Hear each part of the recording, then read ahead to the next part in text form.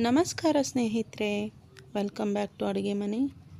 ಸಮಸ್ತ ನಾಡಿನ ಜನತೆಗೆ ಶ್ರೀರಾಮನವಮಿ ಹಬ್ಬದ ಶುಭಾಶಯಗಳು. ಎಲ್ಲರಿಗೂ ದೇವರು ಒಳ್ಳೇದು ಮಾಡಲಿ ಅಂತ ಕೇಳ್ಕೊಳ್ತಾ ಇದ್ದೀನಿ. ಈ ವಿಡಿಯೋ ಬಂದು ಶ್ರೀರಾಮನವಮಿ ದಿನ ತೆಗೆದುಕೊಂಡಿರುವಂತಹ ವಿಡಿಯೋಗಳು. ನಾನು ಸಿಂಪಲ್ಲಾಗಿ ಈ ರೀತಿಯಾಗಿ ಪೂಜೆನ ಮಾಡಿಕೊಂಡಿದ್ದೆ. ಹಾಗೆ ನೈವೇದ್ಯಕ್ಕೋಸ್ಕರ ಏನು ಅನ್ನೋದು ಆಲ್ರೆಡಿ ಎಲ್ಲರಿಗೂ ಗೊತ್ತು.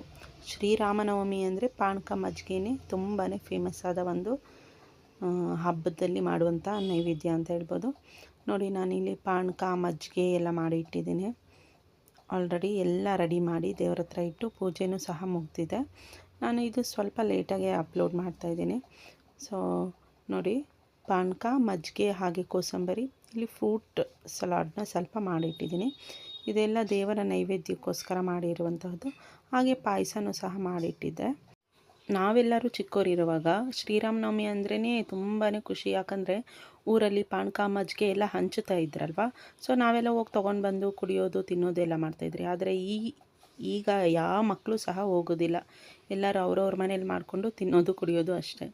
ಯಾರು ಸಹ ಆ ಥರ ಹೋಗಿ ತೊಗೊಂಡು ಬರೋದು ಯಾರೂ ಹೋಗೋದಿಲ್ಲ ಈಗ.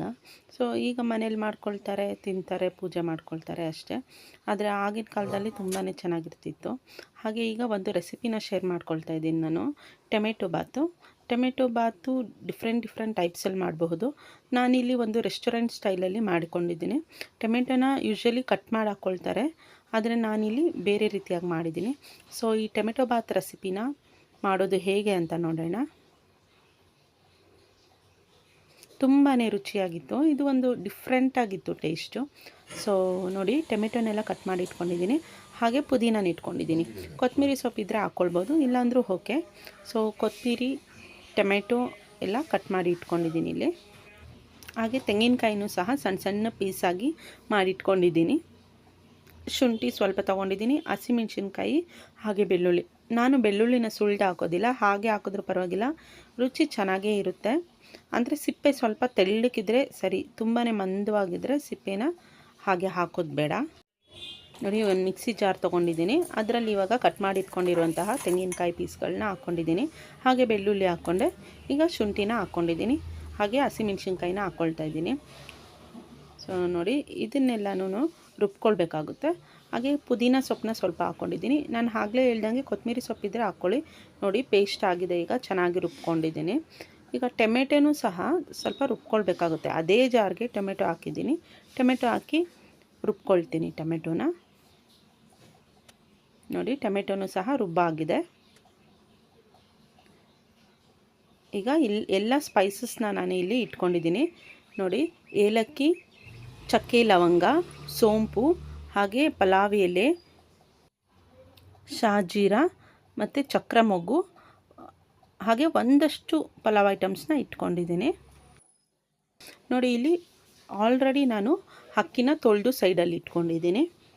ಸೊ ಈಗ ಸ್ಟವ್ ಮೇಲೆ ಒಂದು ಪಾತ್ರೆನ ಇಟ್ಕೊಳ್ತಾ ಇದ್ದೀನಿ. ಅಂದರೆ ನಾನು ಇಲ್ಲಿ ಕುಕ್ಕರಲ್ಲಿ ಮಾಡ್ಕೊಳ್ತಾ ಇದ್ದೀನಿ.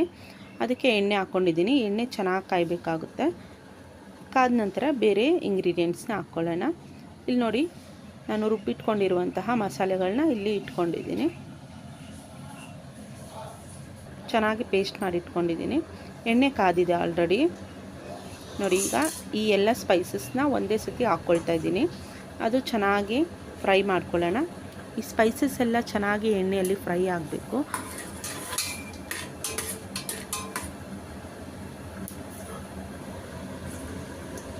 ಈಗ ರುಬ್ಬಿಟ್ಕೊಂಡಿರುವಂತಹ ಟೊಮೆಟೊ ಪೇಸ್ಟ್ನ ಹಾಕ್ಕೊಳ್ತಾ ಇದ್ದೀನಿ.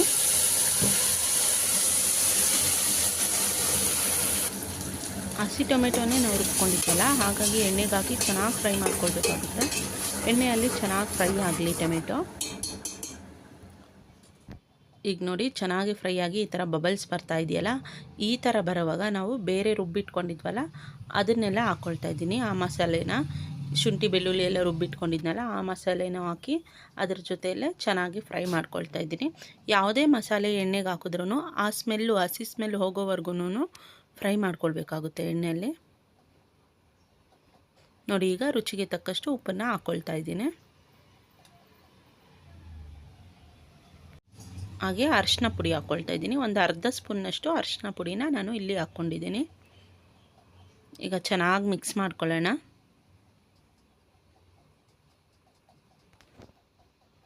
ಇದನ್ನು ಸಹ ಸ್ವಲ್ಪ ಹೊತ್ತು ಕುದಿಯೋವರೆಗೂ ಬಿಡಬೇಕು.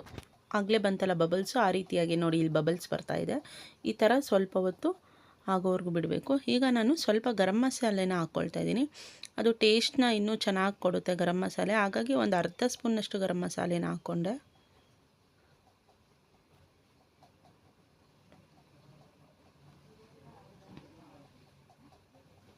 ಈಗ ಅಕ್ಕಿನ ಆಲ್ರೆಡಿ ತೊಳೆದಿಟ್ಕೊಂಡಿದ್ನಲ್ಲ, ಸೊ ಅಕ್ಕಿನ ಹಾಕ್ಕೊಳ್ತಾ ಇದ್ದೀನಿ. ಅಕ್ಕಿನ ಹಾಕ್ಕೊಂಡು ಚೆನ್ನಾಗಿ ಮಿಕ್ಸ್ ಕೊಟ್ಕೊಳ್ಳೋಣ.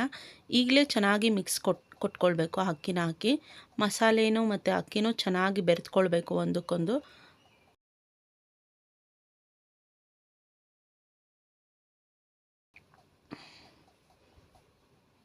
ಈಗ ಅಕ್ಕಿ ಎಷ್ಟು ಹಾಕಿದ್ದೀವಿ ನೋಡಿಕೊಂಡು ಅದಕ್ಕೆ ತಕ್ಕಷ್ಟು ನೀರನ್ನ ಹಾಕ್ಕೊಳ್ಬೇಕು. ಇಲ್ಲಿ ಕಸೂರಿ ಮೇಥಿ ಸ್ವಲ್ಪ ಹಾಕ್ಕೊಳ್ತಾ ಇದ್ದೀನಿ.